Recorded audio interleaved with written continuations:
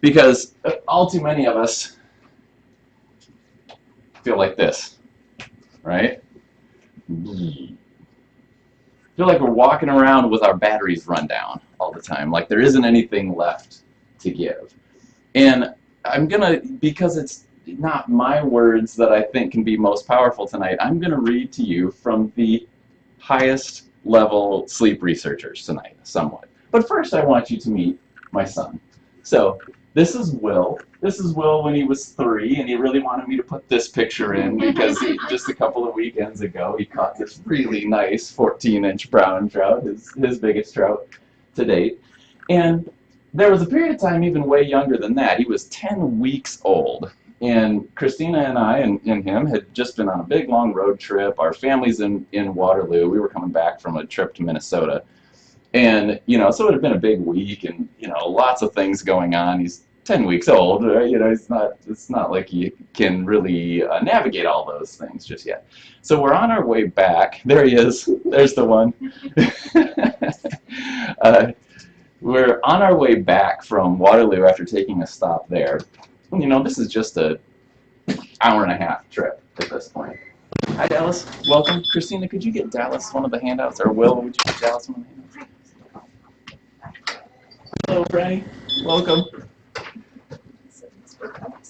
Yeah, exactly. That's why Will and I put it there. We put the big comfy seat right in the middle. Anyway, so we're on our way back from Waterloo, and before we get to Cedar Rapids, we've had to stop the car 3 times because Will is screaming. And this is, he's our only child. This is our first time doing this. He had never really done this before in the car. We stopped 2 times before we got to Cedar Rapids to nurse, and that wasn't working, or would work, and then we put him back in the car seat and scream, like you can't go on any longer kind of screaming. So on the 3rd time, Christina finally asked me, hey, have you checked him? I'm like, oh, jeez, no. So I check him, I adjust him, and boom, he's asleep. It's like, whoa. He sleeps the rest of the way home. It's another 45 minutes home. He sleeps the rest of the night. And I've always said that I would spend every resource again to be a chiropractor. Every resource that I did, every bit of money and time that I put into that, just to be able to take care of my own kid. And that night proved it to me, because it was such a relief. And it was such a good reminder, too, of like, oh, right, one of the things that can interfere with human function is certainly our spine and our nervous system health. That's part of what we're going to talk about tonight. And we're going to really dig deep into the research. In fact, when we look at any issue, we look at it like an iceberg, right? And we talk about body signals here a lot. Our body signals workshop series is based on this idea that our bodies speak to us. Our bodies have language. And if we learn how to speak that language, then we have the opportunity to do something about it that's more constructive, hey guys, than our usual approaches to things. We talk about things all over the spectrum. We talk about headaches and back pain and neck pain, those things that people know chiropractic is good with. We also talk about immune system disturbances. We talk about digestive health. We talk about allergies. We talk about children's issues like ADD, ADHD. We talk about all sorts of things. And I haven't been more excited to talk about a topic than the one I am tonight, because it's the one that I've had to reach out the most for. I've had to reach out and really learn a ton of new stuff, and it has been so eye-opening that I've just been like waiting to get to tonight to talk about it. So sleep is such a big issue. It's such a major problem that I want to read to you first from the researchers, like I said. So Matthew Walker, PhD, so he's a doctor who used to teach at Harvard. Then he got the job of being the head sleep and neuroimaging researcher at University of California, Berkeley, so UC Berkeley. He is widely renowned as the leading sleep researcher in the world, and if you want to read a book that encapsulates what I'm going to talk about tonight, this is the one. Like if you just have one book, Why We Sleep would be the one I would recommend, that's for sure. He says that a major problem is this term he calls baseline resetting. Now, what he means there is with chronic sleep restriction over months or years, an individual will actually acclimate to their impaired performance, lower alertness, and reduced energy levels. That low-level exhaustion becomes their accepted norm or baseline. So in other words, how they normally function is now different. So how they commonly function is different than normal function, and they've accepted their new functioning as normal. Individuals fail to recognize how their perennial state of sleep efficiency has come to compromise their mental aptitude and physical vitality, including the slow accumulation of ill health.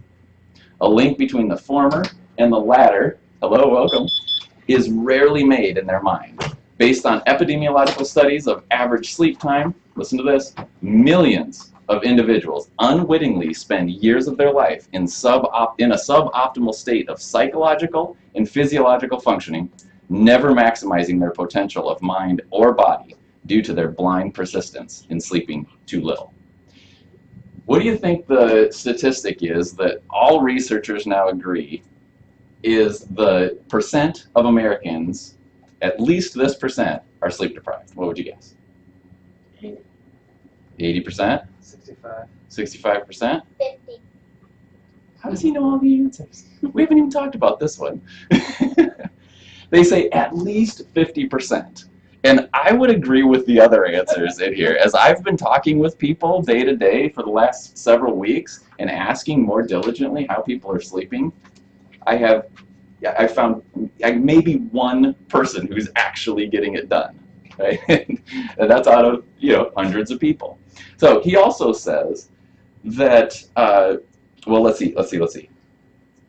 Yes, he says that this silent sleep loss epidemic is, he calls it, the greatest public health challenge we face in the 21st century in developed nations. Now listen to how strongly the leading researcher says this is affecting us. He says it's the greatest public health challenge we face in the 21st century in developed nations. That's how important sleep is to our health. He says if we wish to avoid the suffocating effects of sleep neglect, the premature death it inflicts, and the sickening health it invites, a radical shift in our personal, cultural, professional, and societal appreciation of sleep must occur. Okay, is he clear? Yes. Good. Because after I'm done talking through what these researchers say, I'm not going to talk about why sleep is important anymore, right? You already came in knowing sleep is important, but I want you to get a sense of the weight that these researchers put on how important it is. And this is one of the things that really opened my eyes. I'm an expert in movement and nutrition and nervous system health and lots of different things. I was not an expert in sleep till I started reading about these guys, and I still certainly have work to do, which we'll talk about. So he talks in this book about a new breakthrough discovery that science has. It says scientists have discovered revolutionary new treatment that makes you live longer. It enhances your memory and makes you more creative. It makes you look more attractive, it keeps you slim and lowers food cravings. It protects you from cancer and dementia. It wards off colds and flu. It lowers your risk of heart attacks and stroke, not to mention diabetes. You'll even feel happier, less depressed, and less anxious. Are you interested? Yes. Me too. The elixir, of course, isn't the newest fad medication, right? Well, what do you think it is? Sleep. That's what sleep does. All of those things I just mentioned. Pardon me, but this stuff is so good. It says, based on a rich new scientific understanding of sleep, we no longer have to ask what sleep is good for. Instead, we are now forced to wonder whether there are any biological functions that do not benefit by a good night's sleep. So far, the results of thousands of studies, and it's 17,000 studies, by the way, that he has accumulated, insist that no, there aren't. Every biological function that we have is benefited by sleep. So he says it's the single most effective thing we can do to reset our brain and body health each day. He calls it Mother Nature's best effort yet at contra death. All right, and now I'll give you another researcher, James Moss from Cornell University. He says, as a culture, we do not understand the need for sleep and the consequences of sleep deprivation. We must learn to value sleep as much as we value the importance of proper nutrition and exercise. To become peak performers, we must change our habits so we can emerge from the fog of sleepiness in which we have become habituated. That's that baseline resetting he's talking about. And lastly, from Dr. Moss again, quote, for anyone who wants to be successful, sleep is a necessity, not a luxury. So, who wants to be successful? And we all have different definitions of success, right? Hopefully we have our own definitions of success for our personal life, our spiritual life, our work life, all of those things. But if you want to be successful, sleep is going to be key to you getting that done. Okay, so let's dig in. That's what tonight is all about, helping everybody here and hopefully everybody that's tuning into the internet get better sleep, because it's possible. And if you want to dig deeper, even after tonight, get some books. This one's really good. Dr. Moss has one called Power Sleep that is certainly recommendable. Okay, so the first thing I want you to do, and I will make this, the worksheet that I have live here available in the Facebook group, but I'll also talk through it because I want you to do your initial assessment. And that's on the front page there. If you haven't already done it, go ahead and flip to the front page of this. And it's the pretest. Are you getting enough sleep? So I just want you to take a few minutes with those 4 questions. I will say them for the live broadcast in just a moment.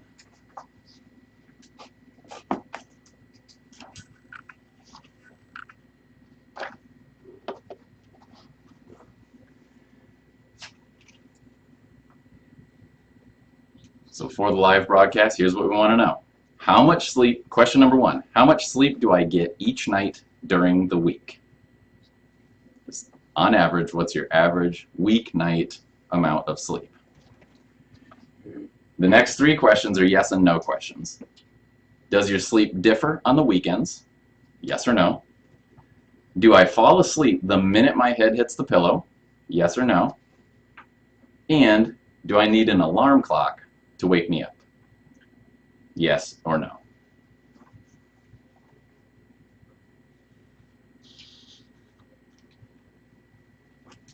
So the first step is understanding the importance of sleep. Hopefully my readings from the good doctors has provided some inspiration with that. Second step is knowing the quantity and the quality of your sleep. And that's where we are now. So let's talk through it. Who would like to volunteer with how much sleep you get each night during the week on average? Not the weekend, during the weekdays. Ron? 6.5. 6.5. 7-ish. 7-ish. 4 to 6. 4 to 6. 5 to 6. 5 to 6. And a nod for that one as well. We're around 6. Around 6. 10 to 11. Bill's at 10 to 11. Nice. Lucky you. Oh man, that sounds good, doesn't it? And by the way, different age or different life stages need different types of sleep. There's a section in the book on each stage. I won't be getting into that tonight. Anyone else want to? Okay. I'm usually around 7. Now, here's the thing. If anyone gets this one right, I don't think I've talked to this about Will, so if you really get this one right, wow, I'll be super impressed. What are your chances? 1 in how many people can actually do well on less than 7 hours of sleep a night? 50%. Definitely not 50%. You got one wrong. 35. One in how many? Maybe 30. 1 in, 35%. okay, One- 35, you're saying 1 in 35%. 3 or whatever. Yeah, so 1 in 3. I would say 12 to 18%. About 12%. 12%-ish, okay? 20%. Okay, I'm just going to intervene because you guys are nowhere close. The researchers are clear on this. Around 1 in 12,000 people can actually do well on less than 7 hours of sleep. Your lifetime chances of getting hit by lightning are greater. Okay? So, if you're a person, and I have fallen into this group for a long period of time, if you're a person getting less than 7 hours of sleep, please know that unless you are that person, you are depriving yourself. And the more sleep deprived you are, the less likely you are to recognize that you're sleep deprived. Okay? Keep that in mind. Yes. Do naps and cumulative sleep, like if I wake up and then go back to sleep, does that count? Waking up and going back to sleep still counts as your night of sleep. So in this 1 in 12,000, it's how much sleep you get at night. This is a good time for me to point out, because I'm not going to mention it elsewhere, that human beings are biphasic sleepers. What that means is we're supposed to sleep twice in a day. One big chunk at night, and there can be some waking up, but the best is to get it uninterrupted. And then we are designed to have a nap after lunch. There is a biological rhythm that happens that we are designed to have a 30-minute or less nap after lunch. So that is a good idea to re-implement. A couple other interesting things historically along those same lines. Before the invention of the light bulb, human beings averaged 10 hours of sleep a night. Now they think Americans average 7. That seems conservative to me, considering the answers in the group here, but you guys are also at an improving sleep workshop, so we might have a skewed data source here. So 10 hours of sleep, now we're to 7, which is 2 to 3 hours less than what they think is actual optimal for human performance. Some other fun things on that. Roger Federer, he is widely renowned as the world's best ever tennis player. He's still playing, he's, you know, I don't know, 37 years old. He's still kicking everybody's butt, basically. He says if he does not get 10 or 11 hours of sleep at night, he doesn't feel his best. When he plays at Wimbledon, he rents 2 houses, one for him and one for his family, so that he can get the sleep that he needs. The same sort of thing applies to all the world's highest athletic performers. And it's important to know, therefore, that clearly sleep is good for physical performance. But the real thing that it fires up is mental performance and healing. So as good as those guys, you know, LeBron James, 12 hours of sleep a day. Tom Brady, 12 hours of sleep a day. That includes naps and night. All those, they know what they're doing to perform at their best. If we want to bring our best, we can learn some things from them as well. Okay, so how much sleep we're getting? Well, so we've already hit. Did anybody pass this? Is anybody like solidly 7.5 or more, other than Will? Maybe Christina. She might be getting there. We've been working on this. 7. Yeah, it was 7.5 plus. They're really, you know, the range for ages has been said to be 7 to 9, and you'll still see that a lot. They're really pushing that towards 7.5 to 10 is what's optimal. Okay. Hands up for yes if your sleep is different on the weekends. Mine is. Okay. We don't sleep at all on the weekends. Not ever. Yeah, true. Some people have lifestyles where the day, you know, we have farmers in the group where, you know, those animals need care no matter what day of the week it is. Most people have different sleep. They're oftentimes going to bed later than they usually would and sleeping in longer. This is a great way to create jet lag. It's one of the main reasons people don't like Mondays, is because Mondays hurt when you do that to yourself on the weekend. Hands up if you fall asleep the minute your head hits your pillow. I oftentimes do. This is actually not a good sign. I do. This means you're exhausted. Somewhere between 7 and 10 minutes is optimal. Anywhere under 20 is okay, but the minute you hit the pillow means you're exhausted. You're sleep deprived. Do you need, hands up if you need an alarm to wake up? On time. On time, yeah, good point. Yes, We're not thank deprived you. on We sleep. all will wake up at some point, right? Yes. Do I need an alarm to wake me up on time? That would be a better way to phrase that. So, again, hands up if you need an alarm clock to wake you up on time. Yeah, me too. I mean, I get up crazy early, but it's one of the things that I've realized is probably not in my optimal rhythm. It's how my life is. So, one of the things we'll talk about is life is unnaturally stressful.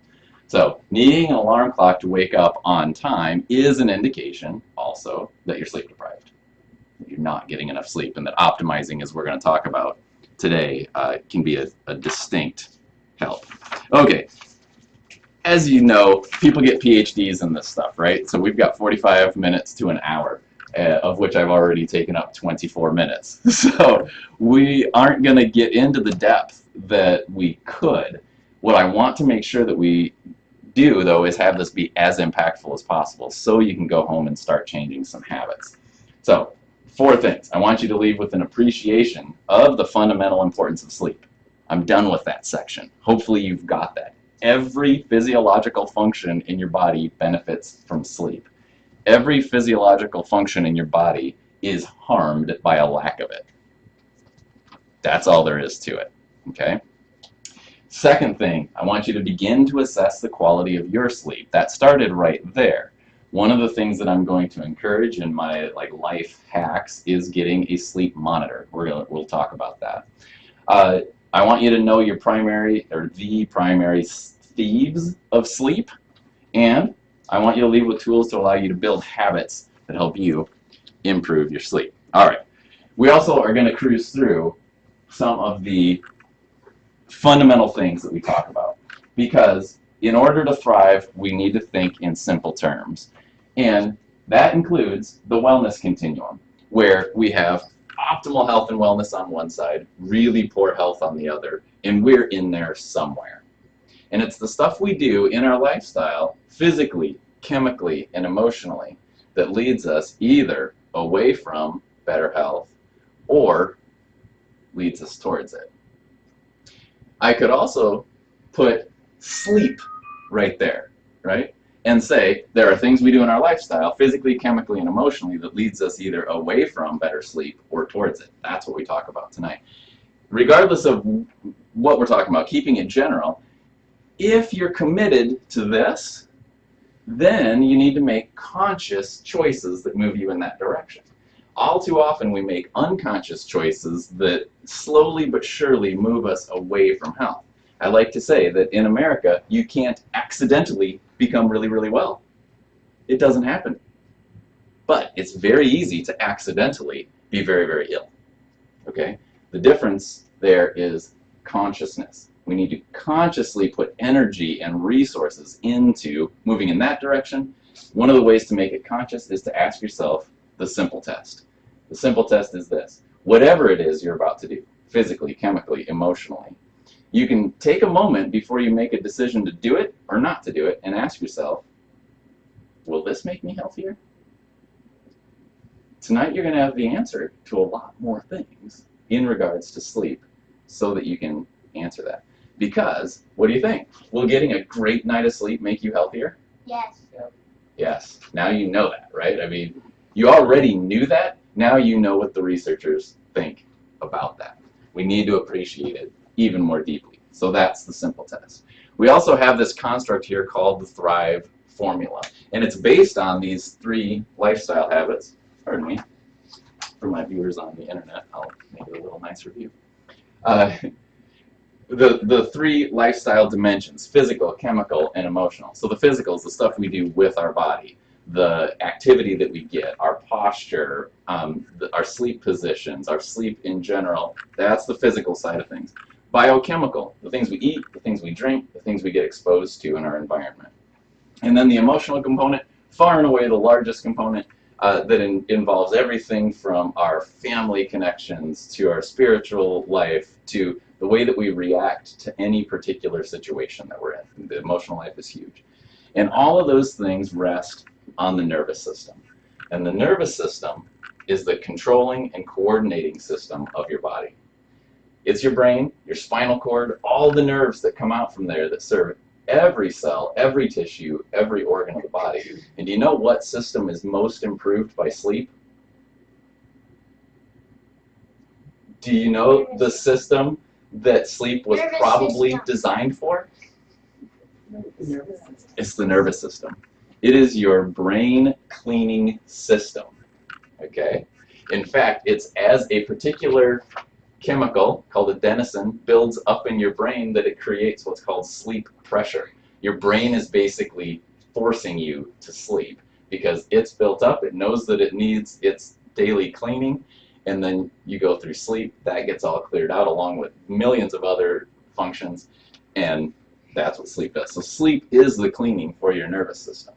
So we have to have a functional, healthy nervous system to thrive. This is on the back side, by the way. I've given you a Thrive formula to fill out, I believe. Yes, I did. So we have to have a healthy, functioning nervous system. Then we add the lifestyle components to it. We need to give the body everything it needs. What 3 dimensions do you think we need to give it everything it needs in? Healthy. Chemical, physical, and biochemical. Physical, chemical, emotional. Okay? These are the things. I want this to become a rhythm for you. I want you to think in these ways about your health so that you can make those conscious choices. We need to give our body everything it needs, physically, chemically, and emotionally. And we need to limit or eliminate all the things it doesn't need, physically, chemically, and emotionally.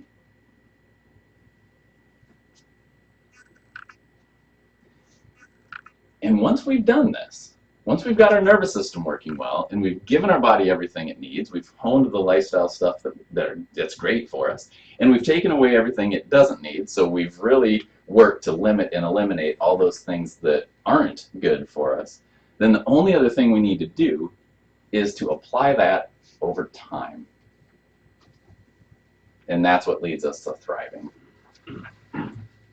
I've talked about this for years. I developed this over probably the first 10 years of my practice, and I've used it solidly here for actually I probably developed over 6 years, and I've probably used it for a solid 6 years.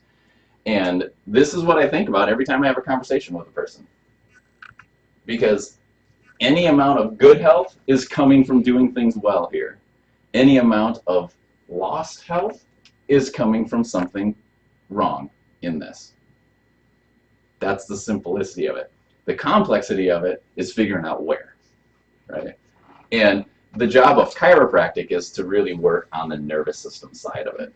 And when we look at that, then this is what we do. And those of you who are practice members here already know this. How do you know if you have a healthy nervous system? Well, the short answer is get checked by a chiropractor, right? How do you know if you have healthy teeth? Get checked by a dentist. Get checked by a dentist. How do you know if your heart is healthy? Get checked by a cardiologist, right? If your teeth feel fine, is it possible there's a problem with them?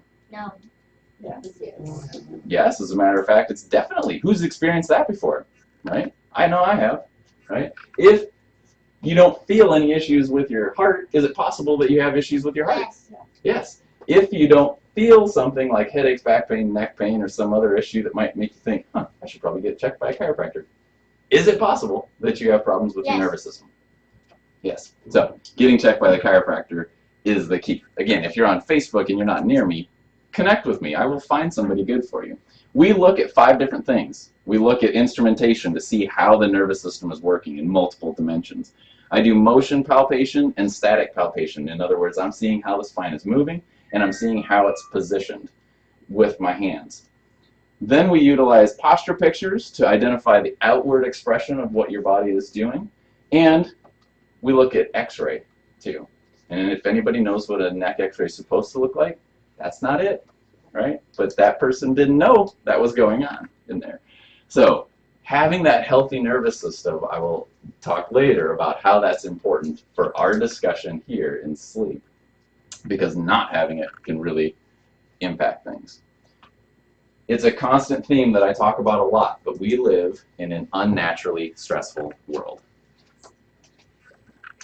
That needs to be like on your bathroom mirror, right? Remember, you live in an unnaturally stressful world. Like, we need to know that. And what I mean by that is we live 180 degrees different than what human beings were designed to live like. You know, think about Native Americans 800 years ago. That's natural human living. Do we do anything like that? No. No, nothing, zero. There's nothing. Like, there is nothing. But approximating that is a good effort to undertake. Working towards living more naturally like that while we still enjoy the benefits of the technologies that we've developed is really the sweet spot for optimizing your health and your life. So, what do you think? Are you stressed? Is life stressful? Yep.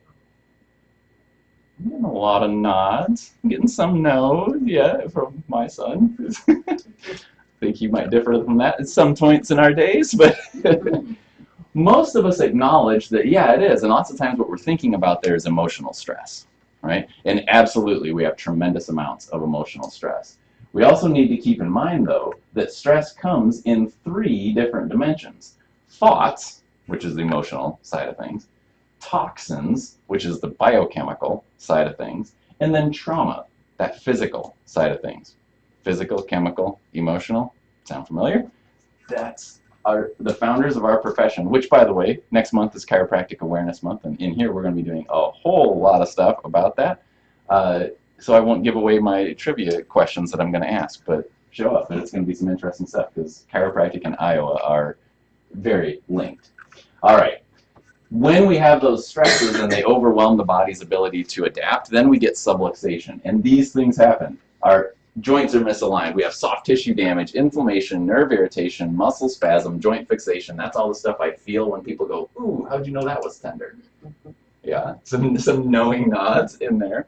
And we have the stress response. What in the world am I talking about? The stress response is this physiological response that leads to this. Your blood pressure goes up, your heart rate goes up, muscle tone goes up, digestion goes down, reproduction goes down, serotonin levels go down, sensory systems heighten, they go up, fear and anxiety go up, insulin sensitivity goes, that goes down, blood sugar goes up. We decrease our good cholesterol, we increase our so-called bad cholesterol, our general overall cholesterol goes up, our clotting factors go up, our immune system goes down, and what do you think happens to sleep? Is it positively benefited by the stress response or negatively benefited by the stress? It is negatively affected by the stress response, and this is why Will fell asleep immediately when I adjusted when he was 10 weeks old. His nervous system was not allowing him to go to sleep. It was jacked up because he was subluxated. We adjusted him, boom, he was asleep. More stories later. All right, so that's the Thrive formula. Let's dig in. Let's get into the key sleep thieves. And I have these for you in the effort of knowing that I would want to keep this as quick as possible. I didn't want to burden you with copying everything down. So I've already filled in your table for you. So these things are there. These are the bottom, the red stuff there, the lifestyle habits that are sleep thieves. And when we look at these, I have them broken down, of course, into physical, chemical, and emotional things. Let's start with the physical. A key sleep thief is a sedentary lifestyle. Now, think back to our Native American ancestors, those 800-year-ago folks. Do you think they had a lot of physical activity in a day? Yes. Absolutely, right? Our ancestors, it's anticipated, or it's expected that they walked 12 miles a day, okay? 12 miles a day just to do their normal everyday stuff. That allowed their bodies to get worn out, right? So that's a positive thing for sleep, is when you wear out your body, when you're, physically working hard enough. When you're sedentary all day long, your body isn't sending your brain those signals of like, oh, hey, we've been doing a lot. Hey, this is, we're 12 hours into working really hard. Maybe we should shut her down. We don't get those signals. Physical, I'll talk more about this in a little bit, but poor bedroom environment. And I'll only talk about it later because I'll explain it all. And then the spinal subluxation, like I talked about. That's a physical factor that negatively impacts our body's ability, our nervous system's ability to initiate and maintain sleep. Very, very clear. Biochemically, the first one probably is not a surprise to anybody, right? And it's not like something anybody jokes about anymore. Nicotine is a stimulant, and it's not good for sleep, it turns out. We've already joked about the second one, though, right? as a particular member walks in with his coffee drink at 6 p.m. at night. But caffeine or alcohol after 2 p.m. Now, this might be a little surprising as people say, well, what, alcohol? I thought, man, that seems like it would help with sleep. Well, you might be able to fall asleep okay with alcohol, but it totally messes up your sleep depth.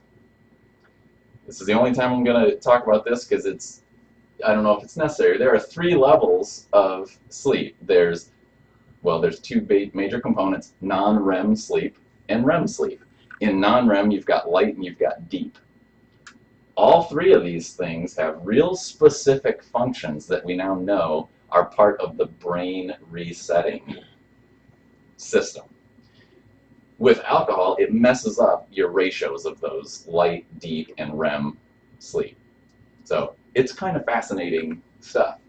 I have started, you might notice this ring. This is actually a biomonitor, and I'm super excited about it. This is called an Oura ring, O-U-R-A ring from Finland. And it gives me my sleep data. I've only done it for 6 nights. It didn't get here as fast as I was hoping it would, but I've only done it for 6 nights. I have, every once in a while, I make some choices that move me in, away from better health, and I do that consciously. We had a birthday party for a friend last Friday, and I had a beer with dinner, and my sleep ring told me that I slept a decent quantity of sleep that night, but my quality was way different than it was in any of the other 5 nights. It's a very small sample study, but that was my one experiment with it so far. And I've already decided that I like sleep more than beer. So there we go. It was a good test. And then meal timing is another one. Is that exactly how I have it? Yeah, so I put the heavy meal. So that's the thing. Meal timing has a lot of different things. For sleep in particular, having a heavy meal within 3 hours of going to sleep will negatively impact those things that I just talked about, the light, the deep, and the REM sleep also. So earlier is better, sometimes crazy early. And again, this is one of the things in my lifestyle. It's like, wow, I work until 6 o'clock and I need to be in bed, I've determined, by 8:45. Those numbers don't work out very well. So we're working on that. Then psycho-emotional. We will definitely talk more about screens in a moment. Emotional stress, which one of the common psychological terms that they use for this is called attention residue. It's stuff that's still bouncing around in people's heads. We'll talk about a strategy to eliminate attention residue. And then an inconsistent routine. I put this under the psycho-emotional side of things for various reasons, but basically what I'm talking about there is, and I'll get to this again, but one of the most important things you can do is go to sleep, go to bed at the same time every night. The same time, with very little variance. This is really, really important for training your body when it's the appropriate time to sleep and when it's not. Because if some nights it's at 9:30 and some nights it's at 12:30 and then you go to 2 o'clock one night and maybe it's 11, your body has no idea where you're trying to match up with your circadian rhythm and it's a mess. So that's another key sleep thief. Yet again, I really don't think people think this is as important as it is. It's like, oh yeah, well, I talk with people and I usually in bed by 9:30. Okay, what was it last night? Well, last night was different. It was 10:30 or maybe it was 11 or whatever. Okay, well, what was it last Saturday? Oh, last Saturday we had friends over and then it was 12:30 by the time. It's like we don't think about it, but we are, as a culture, very, very inconsistent with our sleep. All right. Now let's move into the everything the body does need. Let's move into those positive factors that we can do, our lifestyle habits to optimize sleep. On the physical side of things, some of these, of course, are the inverse of what they were. Make sure that your spinal and your nervous system health is up to speed. This is, again, almost everybody gets checked by the dentist. right? From a population standpoint, 2.8% of people have a standing chiropractic adjustment. It's shocking, right? We just don't have an appreciation of spinal and nervous system health. And that's not the culture's problem or fault, that's my profession's fault. So I'll take the responsibility for that, and I'll let you know that, hey, getting your spine and your nervous system checked is super important if your goal is to be really healthy, because it affects lots of things, not the least of which is sleep. Vigorous activity on that physical side. So I like the idea of exercising to be fit, right? I talk with a lot of people, and oh, my days are pretty active. I'm moving around pretty good. I feel like I'm a pretty active person. Okay, do you feel like you're fit? That's usually a different answer. Oftentimes a different answer. So we'll talk about a key metric that you can look at with that. Having a proper bed, a proper pillow, really in the physical side, that goes down to, like I said in yours, having the bedroom environment locked in. Not only your gear, like the things that you're sleeping on, but also making sure, as we'll talk in just a moment, about having your bedroom be a place for sleep. Like limiting the things that you do in your bedroom. Okay, biochemical. Everybody's always super excited to talk about food and stuff like that. We're not going to do that tonight, because you could probably also tell me what a really healthy diet is. I'm going to hit the high points. You need to have lots of greens and healthy fat. What's healthy fat? Well, the 3 fats that you need at your house for cooking are coconut, avocado, and olive. That's it. You can make it super simple. Make your salad dressings out of those things. Cook on the stovetop with your coconut oil or your avocado oil. We need to eat well-raised animal products. Be very, very diligent about where you're getting your animal products from. We have farmers who grow some of them, if you'd like to talk with them later about them. I know they have chickens coming to you here in a little bit. Is that right? Maybe they're all sold. I don't know. But make sure your animal products are well-raised, or else you might be exposing yourself to toxins that stimulate things you don't want to have stimulated as far as sleep is concerned. And then supplementing, the core supplementation that I think everybody needs to be doing is making sure your vitamin D is optimal, so testing and supplementing for that, and that your omega-3s, your healthy omega-3 fats, are optimal as well. This will all be recorded too, Dallas, so you can catch the rest of it. Off to my next meeting. All right, go get them, fill them in. Psycho-emotional. Again, we're going to talk about these things in just a moment in more depth, but I really encourage a digital sunset.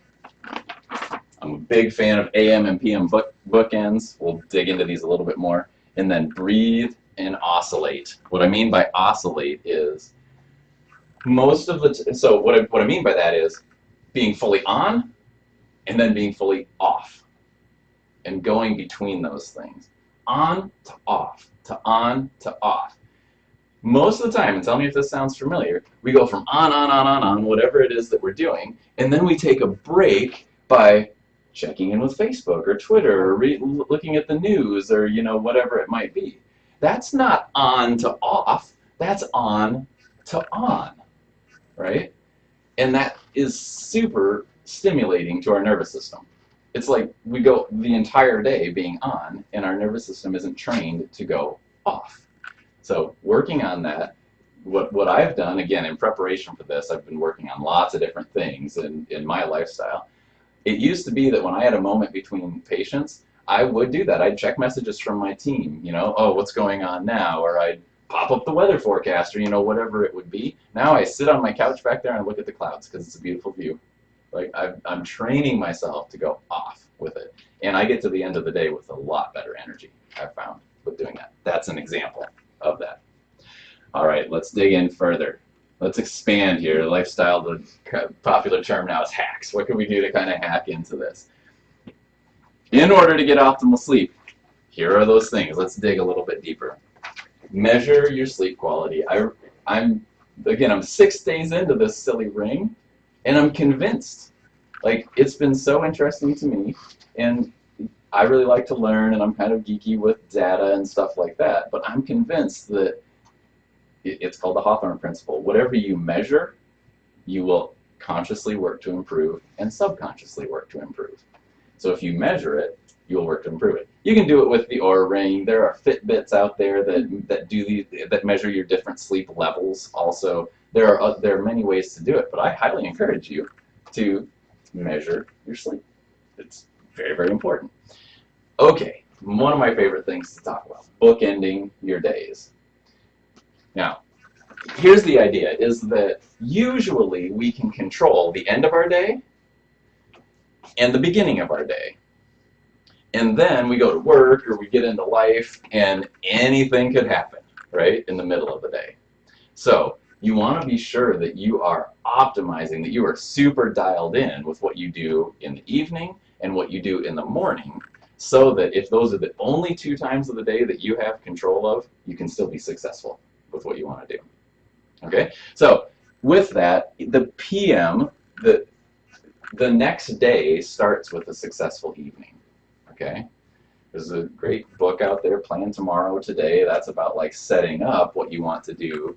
One of the things that I would encourage people to want to do is to have their energy levels optimized. So that's what we'll talk about in that PM bookend. So after work, after your meetings are done, whatever it might be, you've got a period of time that you can control. I encourage the first thing to be shut down complete. Remember that attention residue that I talked about? Attention residue is all that stuff that is bouncing around in your head that will keep bouncing around in your head until you either have a solution for it or your brain knows when you're going to deal with it. 2 important things. Either it's resolved and you acknowledge that, or you tell your brain when you're going to deal with it next. This has been I think one of the most important things that I teach people here in the clinic when I realize that they're not sleeping well is I encourage people to do shutdown complete, which is at the end of your day, at the period of time where you're just done doing your work, you make out a list of the things that are still in your head.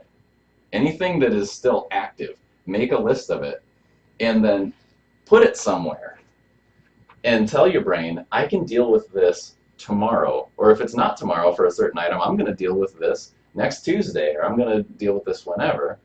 And then when you're done with all that stuff, to clear your attention, to let your brain not think about those things anymore, you actually say, you can say it out loud like I do if you want, shut down complete. And poof, your body steps down. It's no longer having to be on with whatever it is you need to be on for that day. That's shut down complete. Digital sunset. I mentioned screens are not a positive thing. I won't go through all the data on that, but what I will say is that if you're using a screen, they've done research on people reading books via an iPad versus reading a real book. What they find is that their melatonin release, if they've read a book, is delayed by 3 hours. 3 hours later if you've been reading off of a screen versus reading off of a book. That's not good for sleep. Melatonin is your sleep initiator. It's the hormone in your body that tells you, hey, time to go to sleep. So digital sunset is you define a period of time, a moment in time in your day that needs to be an hour before you're getting in bed or more, and there are no more screens. It's just a bright line. You don't do screens after that. Okay? This is tricky for people in this day and age, right? It's very, very tricky, but the idea is light of any sort tells your brain it's not time to sleep, it's not time to sleep, it's not time to sleep. And with the intensity of particularly screens close to your face or great big TVs that is basically the same thing, your brain really, your body isn't able to go into those natural sleep rhythms. So digital sunset, define yourself a time, and I encourage you to go through a system of saying, okay, I need X amount of hours of sleep. Whatever it is that you're getting, please add 1 to that, at least, especially with what I just heard today. But aim for 7.5 at a bare minimum of time asleep, which that is different than time in bed, right? Assume if you're doing it well that your time in bed, 90% of it is spent asleep, okay? So if you're going for 7.5, you want to be in bed for 8-ish or a little bit more. Figure that out. Figure out when you need to get up, work backwards from there, and then work backwards from there to your digital sunset. For me, it needs to be 7:45. I always thought it was 8 because I thought I needed to go to bed at 9, and now that I'm going to bed at 8:45, life is better. It's 15 minutes, but it makes a difference. Now I get up before my alarm. My alarm is set to go off at 4:45. So that 15 minutes made a difference for me. See? So digital sunset. And then I love the concept of a bedtime alarm. All of us set the wake-up alarm, right? But a bedtime alarm is a really good idea to alert yourself that, hey, this is the period of time that now I need to, if I haven't shut down complete yet, I need to shut down complete. I need to be at or past my digital sunset. And I need to start my process of doing whatever I need to do to get myself in bed an hour from now, or half an hour from now. The bedtime alarm is a good idea. Then in the morning side, I really encourage morning focus and breathing. I might do a whole body signal on breathing because it's another one that I've been awakened to how poorly we actually do it.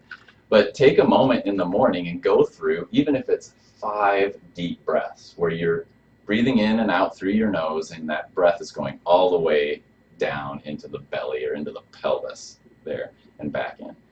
And that's all you're focusing on. You focus on your breath for 5 deep breaths, and ideally that takes about 15 seconds to take a single breath. So 6 in, hold for a couple seconds, 7 or 8 out. Okay, that's the idea there. So you do some morning focus and breathing. If you want to do that with meditation or whatever it is that you like to read in the morning, you can certainly add that. In the morning, it's a good time to get your exercise. It's also a great time to get your exercise if the sun is out in the sun, because that helps start your day off in a good way. And then doing your deep work before inputs. If there's something that you know you need to get done today, do that before any input.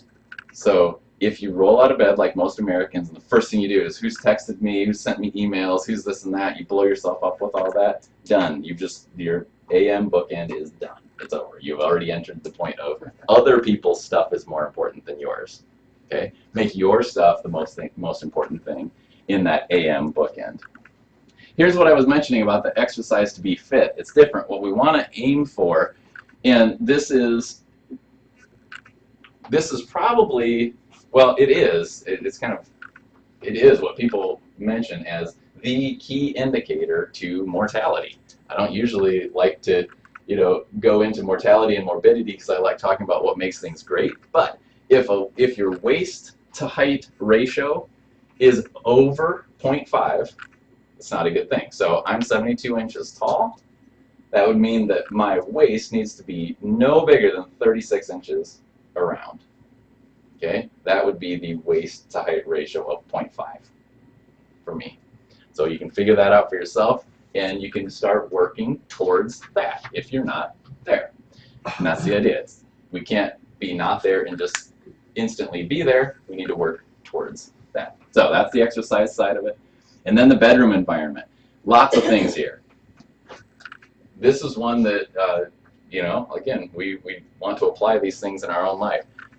We ordered some room darkening shades, and we found some non-toxic ones. There are some that are made of PVC and they off-gas, and it's not great. We found some non-toxic ones, and it's made a big difference, I think. You want your room, the standard is you want your room dark enough that you can't see your hand in front of your face.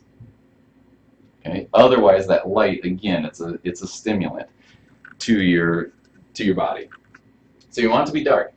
No phone, no TV, and clean that thing up. Make sure that there's no mess. Then it's a relaxing environment. I will admit, I still have my phone in the bedroom because it is my best alarm clock. It's the quietest alarm clock that I can find that doesn't, I try to disturb Christina as little as possible in the morning when I wake up so early. However, I effectively don't have a phone because it's in airplane mode. So it will never buzz at me. It will never beep at me. I can't pick it up and see if anybody's text messaged me, anything like that. So if you're going to have a phone for reasons like an alarm clock, put that thing in airplane mode and tell your family to call your landline, or they're just going to have to wait for the morning or whatnot. TVs in the bedroom, it's real simple. It's a terrible idea. It's a terrible idea. It's just going to be something that works against your sleep, and if your goal is to be healthy and have better sleep, it's not something that should be in there. So get it out. There you go. You saved yourself a TV. And then, like I said, the physical condition of the room is good too, because any amount of clutter ends up being attention residue. Our brains are organizers, right? They want things organized, and so it doesn't sit right with our brain. It stuffs everywhere. This is a much bigger problem for me than it is for Christina in our household. She's very tidy with everything, and I have to work on it. So it's good to know.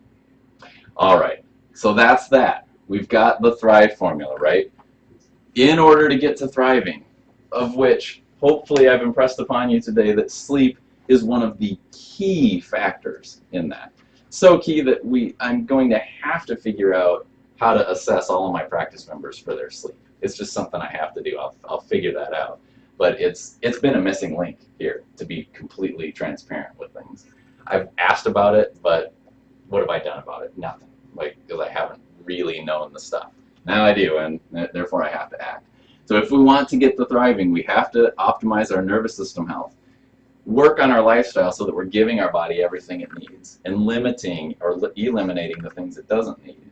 And then we're doing that over time as we work our way towards thriving.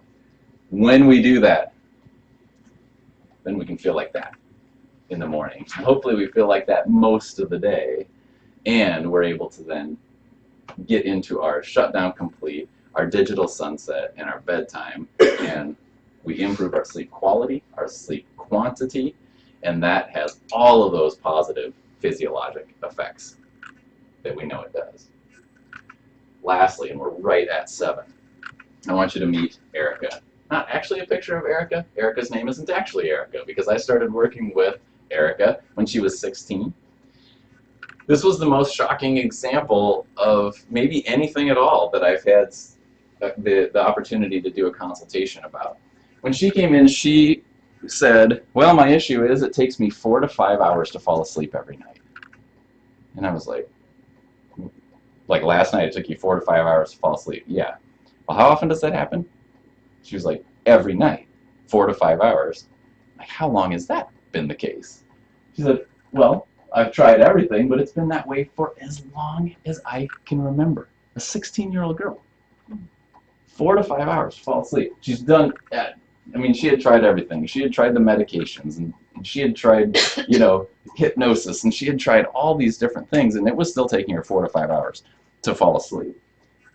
When we did the examination, she was significantly subluxated. Every subluxation is significant, but it was like eyes popping out. Trimester 1 students could have found this one. Whoa, C1, or very top vertebra, was seriously subluxated. We also found misalignment lower in the neck, in the cervical spine. Very significant neck subluxations going on. We got her adjusted then. In 2 days, she was falling asleep in 2.5 hours. Still sounded awful to me, but a significant improvement from where she was. 3 days, she fell asleep reading in bed. 3 days after her first adjustment. Then, no days of difficulty afterward. That I was surprised about. I thought, oh, maybe it'll be there sometimes, and maybe it won't be. Let's watch how this goes. I got to take care of her until she, went away for school, and 0 days. Like, I kept, every time she's in, hey, did you have any trouble falling asleep this week? Nope. And she was really soft-spoken and really kind of like matter-of-fact about things, but I'm like, it took you 4 hours a night to fall asleep, and now you just fall asleep? Like, that's awesome. So those are the sorts of things, again, Will's story, Erica's story, along with all of the lifestyle things that we've talked about, but those are the things where making sure that you've got it all dialed in. This was strictly a subluxation issue with her, causing hyperactivation of that stress response, which, by the way, the other thing that the stress response does, as you saw all of those different effects, is create chronic disease later in life, right? That's why 88% of us are dying from chronic disease, one of the reasons why 88% of us are dying of chronic disease. But all of those things from the stress response, the thing that it was most interfering with her, at least outwardly interfering with her, was her ability to sleep. And that's just one of the most rewarding things. It's one of the reasons why I swing my feet out of bed every morning at 4:45 to get after my day, because I might get to meet Erica that day. So, oh, that was too fast. keep in mind that that is not a solution, right? Whatever it is that you know in your life needs to change, you probably wrote down some things today. You probably have some ideas maybe floating around in there. Things that you know you need to do differently. Again, there's start doing things and there's stop doing things, right? Start doing and stop doing. Please take a moment tonight to think about what you need to start doing and stop doing. Because just saying, oh, maybe I'll do that later, is not a solution. And this, procrastination, is one of the largest thieves of health that I can even describe. Way too often, we're out there saying, oh, this is just going to go away. Maybe this will be better if I just don't do anything about it. Please, you know what it is. You can't just hide from it. Get after it tonight and start making changes. Hopefully, we've given you enough time to now have a digital sunset and a good shutdown complete, and you can get a better night of sleep tonight. Thank you guys for being here. I will certainly open it up to more discussion. I am going to